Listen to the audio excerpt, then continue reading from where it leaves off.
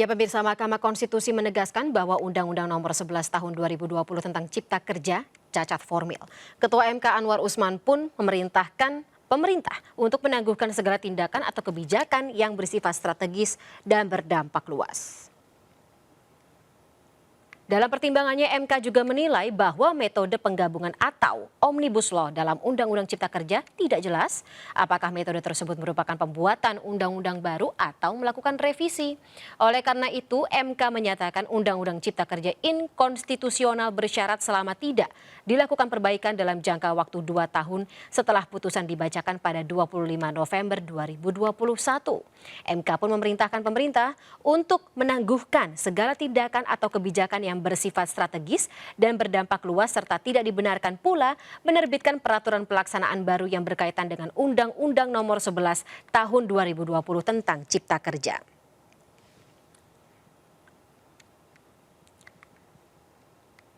Ya, pemirsa, kita lanjutkan kembali dialog pada malam hari ini. Sekarang saya akan ke Pak Syafril. Ternyata Pak Syafril ada aspek legal di sana terkait dengan pengenaan ASO ini. Apa tanggapan Anda?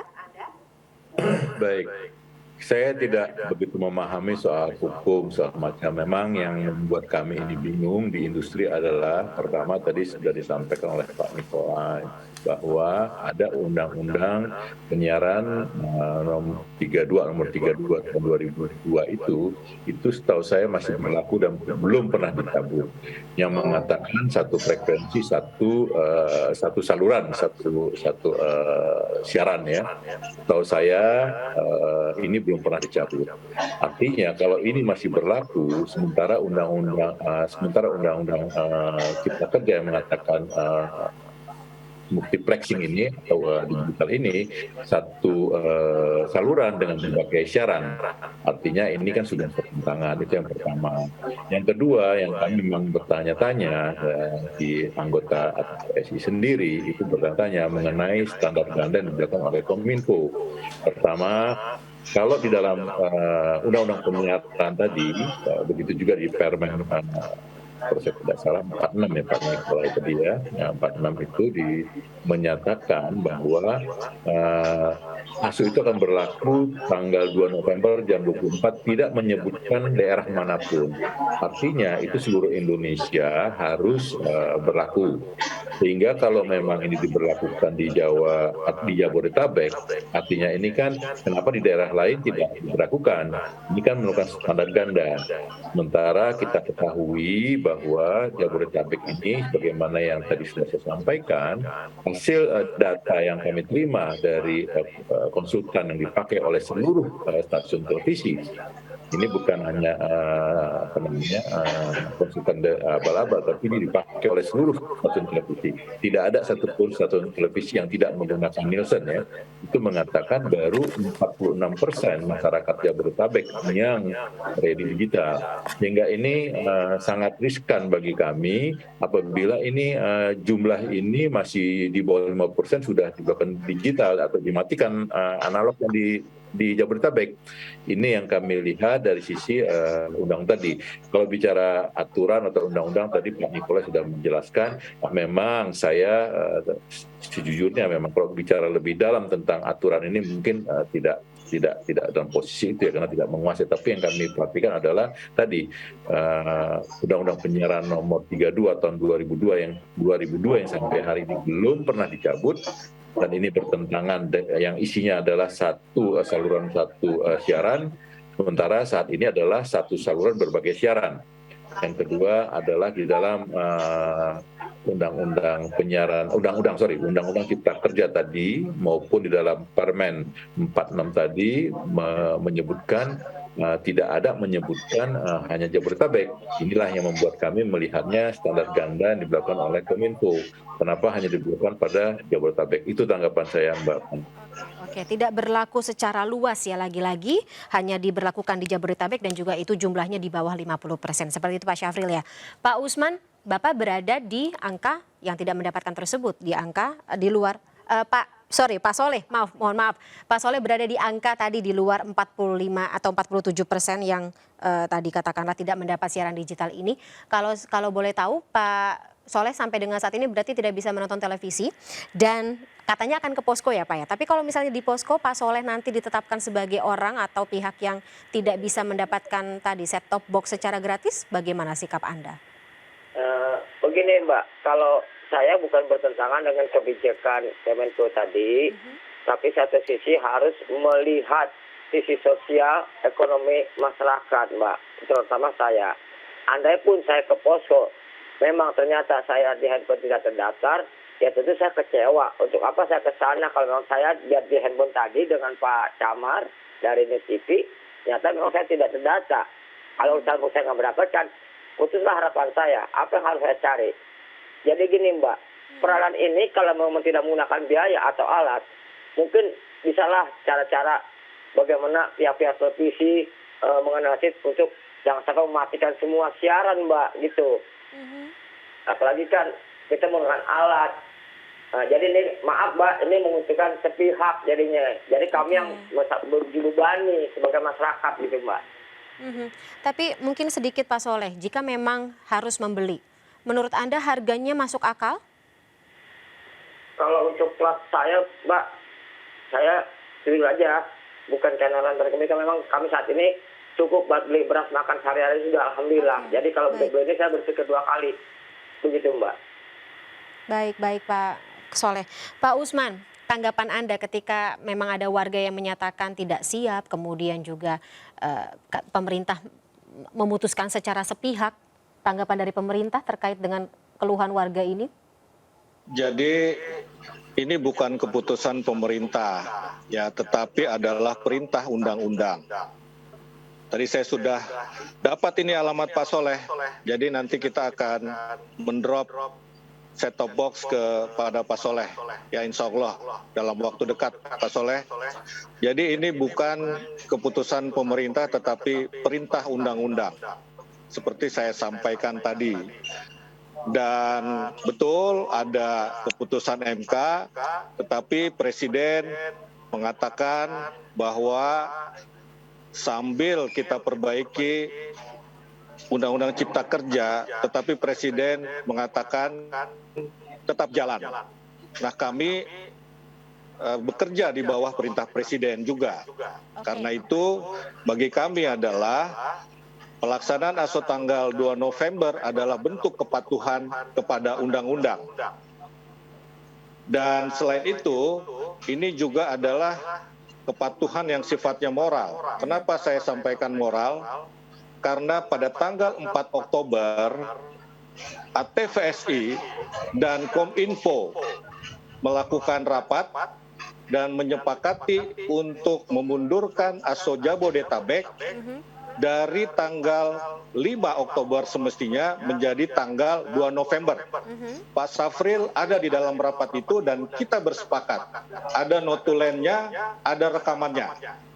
Nah, jadi kita ingin menghormati keputusan kita sendiri, kesepakatan yang sudah kita buat bersama-sama. Ya, jadi kemudian terkait dengan undang-undang penyiaran itu memang mengatur frekuensi, mengatur analog. Ini adalah digital. Digital memang satu MUX itu punya 12 sampai 16 kanal. Jadi undang-undang penyiaran mengatur analog. Baik, Pak Usman, saya potong, saya harus ke Pak Nikolai dulu karena saya ingin mendapat perspektif dari kacamata hukum terkait dengan instruksi, kemudian juga undang-undang. Mungkin Pak Nikolai bisa memberikan elaborasi? Keputusan Mahkamah Agung itu hanya satu ayat yang dibatalkan. Baik. Ya, tidak membatalkan PP. Baik. Tidak ada sewa menyewa, artinya bisa dengan cara lain, kerjasama, revenue sharing, pinjam atau minta. Ya, jadi itu Pak Nikolai maknanya. Jadi bukan membatalkan ASO Pak, tapi membatalkan sewa menyewa. Artinya tidak harus sewa, tapi bisa pinjam, bisa revenue sharing, bisa minta Pak. Oke, silakan Pak Nikolai tanggapannya. Unsur bisnisnya ya Pak Nikolai, saya kira memahami itu begitu. Terima kasih. Seperti itu Pak Nikolai. Gini, dalam pemberlakuan satu peraturan perundang-undangan itu harus kita melihat dalam hukum itu ada secara filsafati, secara historikal dan secara sosiologis. Nah, itu pertama. Yang kedua, kita mengacu kepada Undang-Undang Nomor 15 tahun 2019 tentang perubahan atas Undang-Undang 12 tahun 2011, di mana peraturan yang lebih rendah tidak boleh bertentangan dengan peraturan yang lebih tinggi. Itu ya, itu yang disebut dengan lex superior derogat legi inferiori, dalam hukum itu ada. Nah, oleh karena itu, dasar hukum yang dipakai oleh Kominfo itu sebenarnya bukan Undang-Undang Ciptaker, tetapi Peraturan Pemerintah Nomor 46 2021. Sedangkan Undang-Undang Ciptaker itu oleh Mahkamah Konstitusi itu kan masih dalam tahap perbaikan. Artinya dalam tahap perbaikan itu tidak diberlakukan dahulu. Dan dalam salah satu petitumnya itu jelas Mahkamah Konstitusi menyatakan untuk menangguhkan segala tindakan kebijakan yang bersifat strategis, berdampak luas, serta tidak dibenarkan pula menerbitkan peraturan pelaksana baru berkaitan dengan Undang-Undang Nomor 11 tahun 2020 tentang Ciptaker. Nah, kalau saya melihat tentang permasalahan hukumnya, maka saya katakan bahwa kebijakan tersebut adalah cacat hukum karena bertentangan dengan undang-undang yang lebih tinggi di atasnya. Itu permasalahannya. Sedangkan kalau dikatakan bahwa itu berdasarkan Undang Nomor 11 tahun 2020 tentang Ciptaker, dan Undang-Undang Ciptaker itu sendiri masih debatable, masih belum jelas karena Mahkamah Konstitusi pun masih memberikan waktu. Jadi tidak dan sudah ada keputusan dari Mahkamah Konstitusi untuk tidak boleh melakukan tindakan kebijakan yang bersifat strategis, berdampak luas, dan tidak dibenarkan menerbitkan peraturan pemerintah. Nah, kita mau bekerja bukan atas dasar perintah presiden, tapi atas dasar perintah undang-undang. Karena presiden pun bekerja atas dasar perintah undang-undang. Kalau bekerja atas dasar presiden, itu namanya otoritarisme. Tetapi kalau atas berdasarkan perintah undang-undang, itu namanya kita bekerja berdasarkan legalisme. Pak Usman, monggo tanggapannya. Pak Usman masih di mute.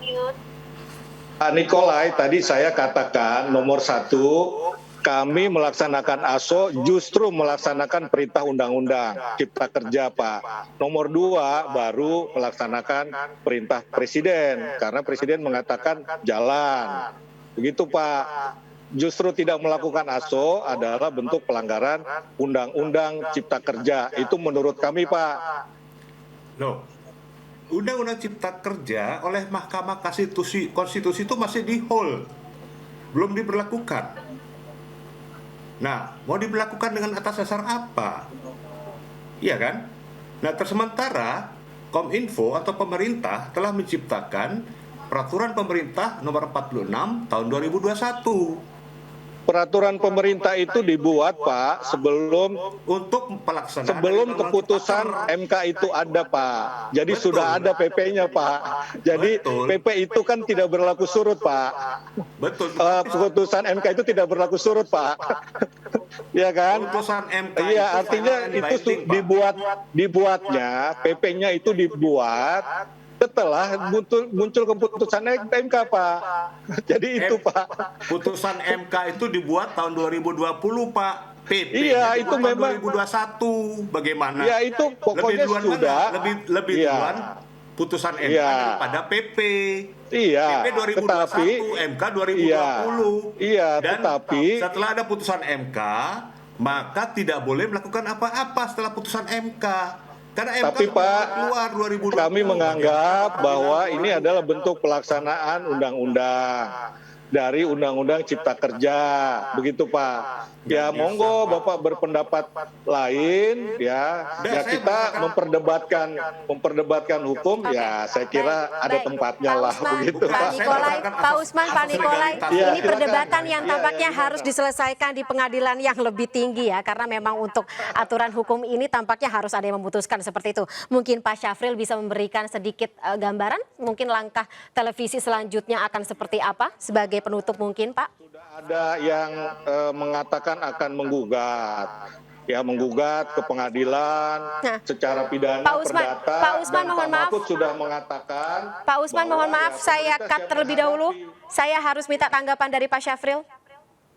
Gimana? Nggak dengar tadi kenapa? Iya, Mbak? langkah dari televisi selanjutnya mungkin dari kacamata Anda seperti apa melihat bagaimana atau kondisi yang sedang terjadi saat ini? Ya, kami sedang berkonsolidasi melihat apa yang harus kami lakukan ke depan. Tentunya ini kan kita harus mengikuti apa aturan yang ada. Tadi sudah disampaikan oleh Pak Nikolai dan juga ditanggapi oleh Pak Usman bahwa ini yang sedang kami coba konsultasikan sebenarnya apa yang harus kita ikutin. Karena kalau kita melihat kepada undang-undang penyiaran tadi, kemudian kita melihat undang cipta kerja, kemudian kita melihat katakanlah peraturan pemerintah tadi dan juga kenyataan di lapangan, ini kan semua bertolak belakang. Kenapa saya bertolak belakang? Di dalam peraturan pemerintah 46 itu tidak menyebutkan Jabodetabek, tidak menyebutkan mana-mana. Kalau memang seperti itu, kenapa tidak daerah lain yang diberlakukan? Bagaimana kita ketahui bahwa Pak Syafril, saya potong izin. Pak, mengenai tadi Pak ini kan kenapa daerah lain tidak di ASO karena LPS-nya tidak siap Pak untuk mendistribusikan set-top box Pak Syafril. Kita juga di Kan Jakarta begitu, juga Pak. tidak siap. Oh sudah 97% Pak set-top box-nya untuk rakyat miskin Pak.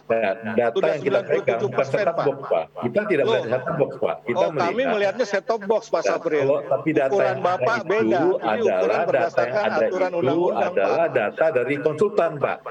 Kominfo selalu salah dalam membuat data Pak. Jujur Pak, ini selalu kita berkata bahwa data dari Kominfo itu nggak tahu datangnya dari mana.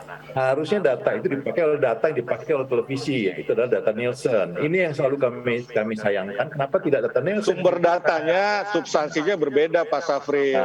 Kalau Pak Syafril kan soal tidak tahu kesiapan apakah secara itu umum. berbeda. Kalau kami kan kesiapan dalam mendistribusikan set-top box. Jadi ini memang sumber datanya berbeda.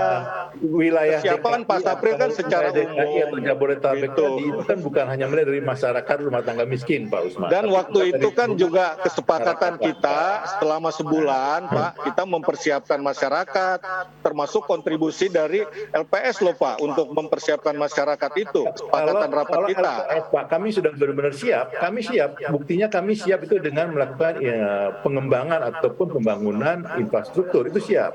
Yang kami Loh, tapi set-top box-nya Bapak belum siap. Set-top box-nya Bapak belum siap, begitu loh. Yang buat rakyat miskin loh Pak. Yang buat rakyat miskin. Masyarakat miskin kita itu hanya sebagian kecil dari warga negara kita, Pak. Jadi kalau kita lihat hanya masyarakat miskin, kenyataan yang kami berikan selalu kepada Pak Geri, Direktur Penyiaran atau Pak Syaan itu, Pak, bahwa data yang kami terima itu selalu tidak tepat, Pak. Kami datang ke rumah orang. Pak, ini ada berita ya Pak, saya bacakan berita ya Pak. Realisasi distribusi set-top box gratis, MNC Group paling rendah Pak. Memang, kalau Itu ada berita, Bapak Pak. bicara juga. Kita bicara dari Metro TV juga lebih kecil, Pak. Kita nggak bicara dari Metro TV, kita bicara dari total, Pak. Coba bicarakan satu persatu, Pak. Bagaimana klubnya Metro, bagaimana SCTV. Jangan bicara dari total MNC, Pak. Kita jangan bicara, saya tidak bicara sebagai MNC sini, Pak. Saya bicara dari ATVSI. Nah, Bapak Ya, lihat sendiri, mana yang paling Loh, kecil. ATVSI kan sudah sepakat Pak, tanggal 2 November Pak. Yang kita sepakati adalah Loh, mana Bapak kita tanggal 2 mencapai November loh, sepakat loh Pak. Yang kita Bapak sepakat adalah sebagai Kota Nielsen, ATVSI Pak. loh Pak, 2 November. Loh ini ada catatannya loh Pak. Kita minta, Pak, dalam surat kami kepada Presiden tanggal Gimana, 6 Pak Nikolai? Oktober meminta Baik. supaya tanggal bahwa kota Nielsen itu dibelakangkan, Pak. Jangan diutamakan karena itulah data kita melihat tolok ukur masyarakat Indonesia. Seperti itu, Pak Usman. Iya, Bapak sudah sepakat sebagai ATVSI Ketua Pak, 2 November Jabodetabek Pak. Mari kita hormati kesepakatan kita Pak. Masyarakat Sebagai kita belum bentuk siap. penghormatan kepada diri Masyarakat sendiri, kita Pak. belum siap, Pak. Kalau katakanlah kami siap, tapi masyarakat kita belum siap, bagaimana, Pak? Kan TV ini kan perlu ditonton oleh masyarakat. Katakan kami ini siap, tapi masyarakat tidak siap, kami berpatok pada masyarakat. Masyarakat yang kami dapatkan datanya baru 46% per 31 Oktober. Ini ini yang membuat kami melihatnya, wah ini tidak tepat kalau kita lakukan analog switch off pada tanggal 2. Tapi kenapa Bapak sepakat kemarin tanggal 2, Pak? Kenapa Bapak sepakat tanggal 2 Bapak kemarin? Berpikir bahwa itu sudah siap, ternyata tidak siap, Pak. Ya memang Bapak harus menyiapkan itu. Berarti kesalahan juga ada di Bapak. Kenapa tidak ikut mempersiapkan masyarakat? Kami salah karena kami lihat bahwa masyarakat tidak siap, maka kami mundur. Baik, Bapak-bapak, tampaknya kalau misalnya saling lempar tanggung jawab seperti ini tidak akan ada habisnya. Mungkin sebagai penutup, Pak Nikolai, sekali lagi ada tanggapan terkait dengan kondisi seperti ini? Ya, saya hanya mau sampaikan, selesaikan legalitasnya dulu. Oke. Dalam pelaksanaan suatu kebijakan itu harus ada legalitas undang-undang yang mengikat. Itu saya pikir situ aja. Ya karena dasarnya memang seperti itu ya Pak Nikolai. Pertentangan ini akan menjadi debat kusir gitu. Jadi kalau dikatakan bahwa putusan MK lebih belakang dari PP 46 itu salah besar. PP 46 itu 2021, MK 2020. Nah, selesaikan dulu itu permasalahan legalitasnya. Baru kemudian kebijakan itu bisa dijalankan berdasarkan hukum yang mengatur. Jadi bukan kata menteri atau kata presiden atau kata siapa, tapi hukum yang mengatur. Negara ini negara hukum, bukan negara siapapun, negara hukum. Jadi segala sesuatu kebijakan, tindakan harus berdasarkan kepada peraturan perundang-undangan dan hukum yang berlaku. Saya kira itu kata kuncinya. Terima kasih. Pak Nicholas. Pak Syafril, kata kuncinya adalah sesuai dengan aturan hukum. Bagaimana langkah televisi untuk mengikuti aturan ini? Ya tentunya saya sependapat bahwa kita harus ikut aturan hukumnya. Aturan bagaimana? Kalau memang hukumnya itu mengatakan demikian, tadi sudah disampaikan oleh Pak Usman ada beberapa yang akan mengajukan gugatan. Nah, kita lihat nanti kami di asosiasi akan melihat. Tentunya akan kita berdiri pada hukum. Saya sependapat dengan Pak Nikolai bahwa Indonesia ini negara hukum. Kalau mana hukum yang paling tepat, mana yang benar, itulah yang kita berdiri di situ.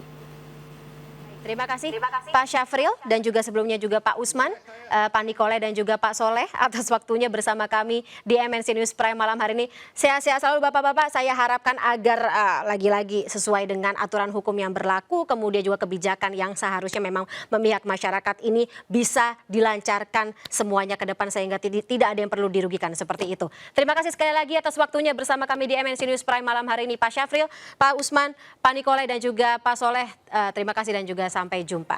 Ya pemirsa, tetaplah bersama kami, MNC News Prime masih akan kembali setelah jeda berikut ini.